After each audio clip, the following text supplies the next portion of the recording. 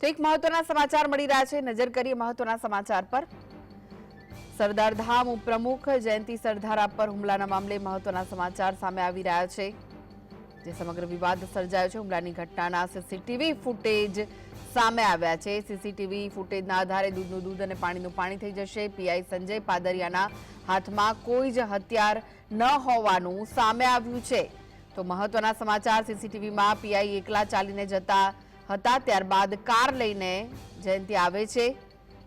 જમણવાર દરમિયાન બોલાચાલી બાદ બારોબાર માથાકૂટ કરવા ગયા હતા બંને, અને તેમાં સરદાર ધામ ઉપપ્રમુખ જયંતિ સરદારા પર હુમલાના મામલે આ મહત્વના સમાચાર છે કે તેના સીસીટીવી ફૂટેજ સામે આવ્યા છે। જે આક્ષેપો કરવામાં આવ્યા છે પીઆઈ પર, તેને લઈને હવે દૂધનું દૂધ અને પાણીનું પાણી થઈ જશે, કારણ કે હુમલાની ઘટનાના સીસીટીવી ફૂટેજ સામે આવી ગયા છે અને પીઆઈ સંજય પાદરિયાના હાથમાં કોઈ જ હથિયાર ન હોવાનું સામે આવ્યું છે। જે રીતના આરોપો લગાવવામાં આવ્યા છે સંજય પાદરિયા પર, ત્યારે જે સીસીટીવી ફૂટેજ છે તેમના હાથમાં કોઈ હથિયાર નથી। સીસીટીવીમાં પીઆઈ એકલા ચાલીને જતા હતા અને ત્યારબાદ જયંતિ કાર લઈને આવે છે અને ત્યારબાદ બંને વચ્ચે બોલાચાલી થઈ હતી અને બારોબાર માથાકૂટ કરવા ગયા હતા બંને લોકો, અને જે પીઆઈ પર આરોપ લગાવવામાં આવ્યા છે તેને લઈને હવે આ સીસીટીવી ફૂટેજ સામે આવ્યા છે। સીસીટીવી ફૂટેજના આધારે હવે સમગ્ર તપાસ હાથ ધરવામાં આવશે।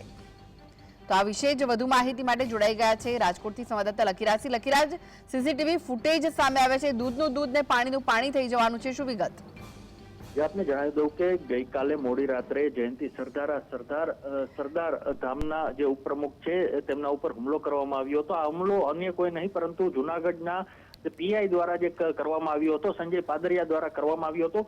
સમગ્ર મામલે જયંતિ સરદારાએ આક્ષેપ જે લગાવ્યો હતો પીઆઈ ઉપર કે તેના દ્વારા જે ગન ટાંકીને, હથિયાર ટાંકીને ત્યારબાદ તેનું નારતું મારીને તેને જે ઘા મારવામાં આવ્યા હતા ને તેને ઘાયલ કરવામાં આવ્યો હતો। પરંતુ જે સમગ્ર ઘટનાના સીસીટીવી ફૂટેજ સામે આવ્યા છે, આ સીસીટીવી ફૂટેજમાં બંને જે કણકોટ મવડી રોડ ઉપર જે બારોબાર જે જમ્યા બાદ બારોબાર જે માથાકૂટ કરતા નજરે પડે છે ને, બીજી તરફ સંજય પાદરિયાના હાથમાં કોઈ પણ પ્રકારનું જે હથિયાર નથી હોવાનું ક્યાંક ને ક્યાંક સીસીટીવીમાં જોઈ શકાય છે।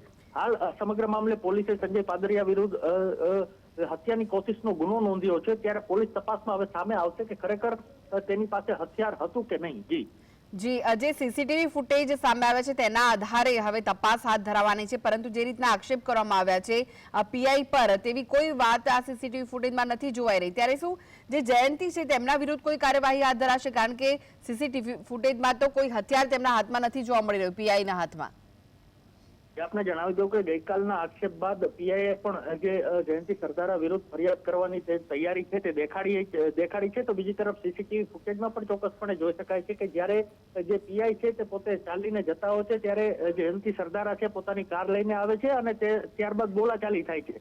બોલાચાલી બાદ સમગ્ર ઘટના છે તે બને છે, ત્યારે હવે આખરે જે સમગ્ર ઘટનામાં જે વાક કેનો છે તે ઉપર સૌ કોઈની નજર છે, કારણ કે ખોડલધામની અંદરથી જ વિખૂટું પડેલું સરદાર ધામ છે।